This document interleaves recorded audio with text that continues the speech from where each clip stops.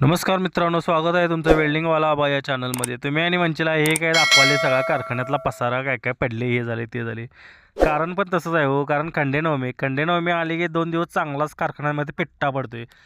कामं काय करत नाही, करत झाडून काढून पुसून हत्यारे एक आणि एक हत्यारं मशिनरी म्हणा सगळे डिझेल लावून असं पुसून काढून चकचकीत करायला लागतात हो. कारण आपल्याला खंडेनवमी दिवशी पूजा करायची असते महत्त्वाची म्हणजे. वर्षातनं एकच दिवस येतो, त्याचवेळी आपण सगळं स्वच्छ असं टापटीप करते. व्हिडिओमध्ये तुम्ही पाहू शकताय. आणि पूजा पण आपली जोरदार चांगलीच असते हं. आदल्या दिवशी रात्रीच हत्यारं सगळी डिझेल लावून पुसून घेतलेली होती. म्हटलं दुसऱ्या दिवशी येऊन त्याची पूजेसाठी मांडणी करूया. त्यासाठी आपण तयारी करत होतो. म्हणलं आता हत्यारं सगळी व्यवस्थित अशी मांडून घेऊया. तुम्हाला नाही वाटायचं हो, खंडेनवमी म्हणजे नुसती शस्त्राची पूजा असं काही नसतं. तर आम्ही छत्रपती शिवाजी उद्यमनगरमधले मिस्त्री लोकही आमच्या मशिनरीची आम्हाला जी इन्स्ट्रुमेंट्स हत्यारं लागतात त्या सर्वांची लोखंडी सर्व हत्यारांची आम्ही अशी प्रकारे पूजा करतो. तर तुमच्या इकडे मित्रांनो पूजा कशी असते खंडेनवमीची हे कमेंटमध्ये नक्कीच सांगा. आणि व्हिडिओ कसा वाटला ते पण नक्कीच सांगा कमेंटमध्ये.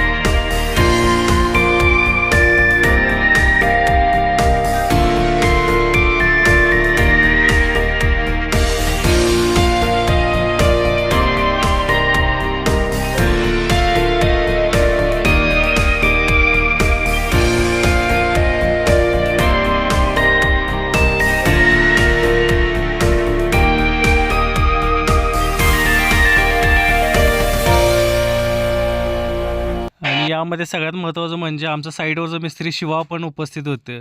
त्यामुळे लय भारी वाटलं राव पूजा करायला पण. सगळ्यांना असा पेढ्याचा प्रसाद वगैरे दिला आणि त्याच्यानंतर काय आपला कोंबडाचं ते कोंबडा कापून घेतला.